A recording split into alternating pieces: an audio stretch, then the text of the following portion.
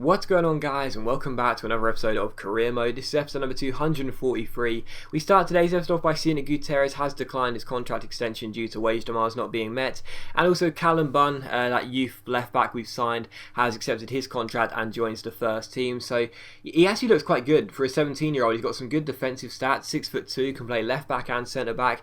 He actually looks pretty decent, but of course he'll barely ever play, and he might get 1 or 2 games this season, but we've added him to the loan list, and hopefully in January he can go out on loan and get some first team experience. But anyway, we take on Molde here for the first game of today's episode. So the Norwegian side come to the Den for the first game in our Champions League group stage, and as you can see, we've got Porto, Galatasaray and the Norwegian side Molde, and I really do feel as though we should be able to top this group. Galatasaray are pretty decent, Porto are quite good as well, but Molde, they're not really the best. They don't have too many good players, and I feel as though we should be able to beat them home and away, and that's why I rested the entire side for this game, because no disrespect, but I still felt comfortable of getting the 3 points from our first game. And the first chance would fall to us in the 5th minute of a Sterling shot, went wide the post and out for a goal kick. So unfortunately still scoreless, and we missed a chance to take the lead early on. And in the 11th minute, another good chance for us here. Junior Malander collects the ball and slides it out wide towards Sterling. He takes on his man here, beats him with the ball roll and a reverse step over, gets onto his right foot here, lovely piece of dribbling, crosses the ball in. Makola wins the header, but it's a good save by the goalkeeper and it's cleared away. So still 0-0, and in the 23rd minute, another good chance, this time for Molde though. Spencer gets onto the ball and shoots, but it goes across the face of Butland's goal and out for a goal kick. So still scoreless, and in the 40th minute, just before half time, we were still scoreless and we couldn't seem to get ourselves the opening goal this game. But Sterling collects the ball here, he takes on his man down the left hand side, he beats him for pace, nice little jinking run, ends up swinging it across towards Glenn Robinson, but his header goes over the bar and out for a goal kick. So still 0-0, and it was how the first half would finish, a very subpar one really. But in the second half we tried to get ourselves the early goal in the second half, and as Robinson finds Ezekiel, he runs through 1-on-1, and of course Ezekiel is going to finish it. He finesses it into the top corner. It's Millwall 1, Molde 0, and we are finally in front. So it took us a long time to get the opening goal of this game, a lot longer than I thought it would take, but finally the deadlock's broken. Ezekiel gets the goal and we are 1-0 up in this game. And in the 70th minute even, Sterling collects the ball here and ends up getting the assist for the second goal of the game.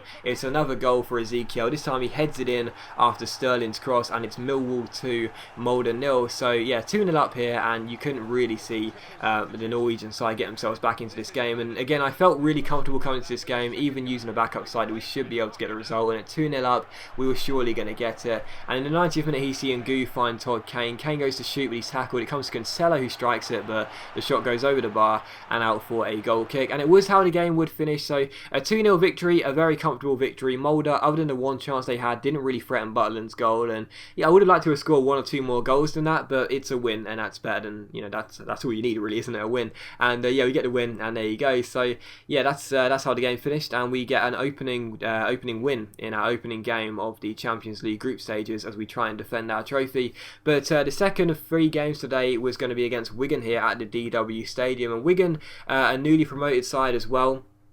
We've already faced one of those in Blackburn. Now we're taking on Wigan, another newly promoted side. So you definitely fancy our chances of winning this game. And of course we would have our first team back out there as well, after they all got a rest in the game against Molde. The first team were back out there and ready to play, so everyone's going to be fighting fit and ready for this game, hopefully to get ourselves another 3 points in the league and keep on this 100% record early on during the start of the season. And the first chance this game would fall here with a free kick very early on, as Eric Dier stands over it in the 4th minute. Didn't really know where to go, so I thought I'd try and catch the goalkeeper out there, drill it towards his near post, but it's a good save by the goalkeeper as he tips the ball over the bar and out for a corner. So I thought I'd put as much power on that as possible, try and blast it into the top corner. It's a very good save by the keeper, and it is still scoreless. And in the 23rd minute, he's Eric Dier, played the ball out wide towards Oxlade-Chamberlain. Chamberlain beats his man with the heel flick, then a quick roulette to beat the other man, and he finesses the ball into the far corner. So that was a really nice goal by the Ox there, a couple of nice skill moves, put a couple of defenders on the floor and makes it 1-0. So we take an early lead in this game, just 23 minutes in, and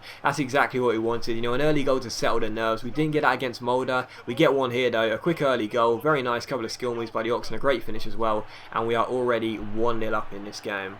and we have to wait until the 64th minute for another chance here. Luke Shaw goes down the left hand side, beats his man with a couple of good shows of pace. He crosses the ball in, finds Oscar Polo with a free header, and he has to sort of like duck down into a squat position in order to win the header there, but he does, and the Colombian striker makes it Wigan 0, Millwall 2. Great cross by Shaw, great header by Polo, and we are 2 goals up in this game. And in the 69th minute here, you see Wigan get onto the ball. They play the ball forward towards Fraser Fivey, but during this passage of play we did get an injury. Gutierrez ended up getting an injury, stays down, and as this cross goes out of play for a goal kick, I subbed Gutierrez straight off after this because it's a bit of a knock for our club captain there, the Brazilian. It should be okay. It should be one of those injuries which is only a couple of weeks, but even so, it's not nice to see the guy get injured as he hits the deck there and he ends up getting subbed off. And unfortunately for us, well, Wigan would get themselves a goal back in the 78th minute. It was Kevin Bartley who tried to get the ball away. Instead, Callum McManaman saw the interception, got the ball around him, and ended up putting the ball into the back of the net to make it 2-1. But to be honest, you know, I didn't really fancy their chances of coming back and causing us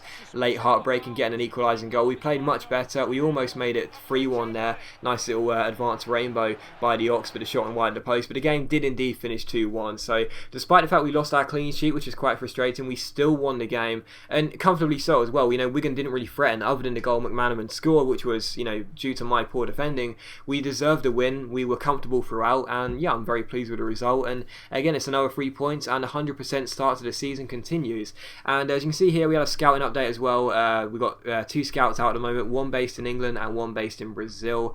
They found a couple of decent players already, but as it's only 1 month's worth of scouting, we'll have to wait and see what they look like after 2 or 3 months if we want to sign them or not. But the third and final game of today's episode was going to be against Milton Keynes Dons here at the Den in the Capital One Cup, and as you can see by the team, not only did I rest the entire side, but I also played some real fringe players as well. Players like McGlashan and players like that, and Topless I think started this game as well, and that new left back we got too. So I rested a huge amount of players for this game because I really felt confident against Milton Keynes Dons. They've actually got some decent players. You know, I mean, obviously Patrick Bamford is a great striker, and Dele Alli is a really good young talent in this country. So they've got some decent players, but even so, I fancy my chance of winning this game quite comfortably. And the first chance would fall in the 19th minute here, but unfortunately the header was cleared off the line, and eventually the shot was well saved by the goalkeeper and turned behind for a corner. So a bit scrappy there from the MK Dons, but they got the ball away for a corner. But from the corner, Tilson crosses the ball in, and Michael Ngoo wins the header and makes it 1-0 in the 21st minute. So Ngoo heads it in from Tilson's corner and makes it 1-0. And again, it was just a case in this game of just using every player, you know, in these 3 games. This is the whole point of having such a fixed squad. We can rotate the squad as much as we like. You know, some players in this game that would rarely ever get starts, they're getting a chance in this game, you know, including those players such as Michael Ngoo, who doesn't usually play anymore. But still, MK Dons would grab themselves an equalising goal here in the 31st minute. I think it was actually Dele Alli who got the goal there, as Jack Butland wasn't really convincing. He seemed to punch the ball into the floor, and the MK Dons man ended up heading the ball into the open goal to make it 1 apiece. So the MK Dons getting themselves a shock equalising goal here at the Den, and it is 1 apiece. So very frustrating there. But directly from kickoff we tried to respond as Catamol finds McGlashan here, getting a rare start. Again, like I said, we're using every player, giving these guys chances. He finds Anderson Rodriguez, but what a save it was by the MK Dons goalkeeper to deny the Colombian striker's volley. Really good save, and it's still 1-1. And in the 38th minute, you see us make a challenge with Howe and go on the break. Michael Ngoo collects it, ends up spotting a run of Dean McGlashan, who goes through 1-on-1. It's a really good chance to make it 2-1, but I messed up the finish. I put it straight at the goalkeeper, who turned it behind for a corner, and it was still 1 apiece. And from the corner, Tilson crosses the ball in, and who heads the ball into the back of the net? It's Michael Ngoo. It's the same result as the first goal. It's so easy, man, it really is. We just cross the ball in with the corner with Tilson. Michael Ngoo heads it in, and it's the same result for the second goal as it was for the first goal. It's Millwall 2, MK Dons 1, and we are back in front. And in the 53rd minute, we could have made it 3-1 here. And Ngoo goes through 1-on-1, a really good chance. I tried to chip it over the goalkeeper, I succeeded, but I put it wide of the post and out for a goal kick. So Ngoo, I messed up his chance to get his hat-trick there, and it is still 2-1. But in the 61st minute, Anderson Rodriguez collects the ball and finds Michael Ngoo. And Ngoo goes through the centre here. Another good chance for his hat-trick, but again, my finishing is off. It goes wide the post and over the bar as well, and out for a goal kick. So still Millwall 2, MK Dons 1, but despite the goal they scored, we were in complete control, really, and I couldn't see them causing us a shock, really. But in the 77th minute, they would go down the left-hand side, sorry, Patrick Bamford, who shoots. Butler makes the save, but we failed to get the ball away, and Bamford would indeed get the goal and make it Millwall 2, MK MK Dons too. So with 2 attacks they'd scored 2 goals. My defending was really poor. I was using players like Topless and Bun, so players that aren't really experienced at the moment, but still my defending was poor. There's no excuse for that, and it's 2-2, and the MK Dons have scored themselves a shock equaliser for the 2nd time in the game. But from kickoff I was like, I'm not having this. I'm getting myself back into the game and I'm getting myself the winning goal here. And as McGlashan crosses the ball in towards Howe, it's cleared away, but all I had to do was just keep crossing the ball in this game because the MK Dons couldn't deal with those crosses. And as they give the ball away here, McGlashan collects it, crosses the ball into the far post. Howe wins the header at the far post and heads it past the goalkeeper to make it Millwall 3, MK Dons 2 with 10 minutes to go, and that's the game. So yeah, we used every player in this episode. We did indeed use every player actually, and yeah, it's just a clear show of how strong our squad is because we just keep on getting the wins regardless of what players we're using. But as always guys, a big thank you for watching the video. I really hope you have enjoyed it. If you have enjoyed the episode, please leave a like, and I'll see you for the next episode of Career Mode very soon.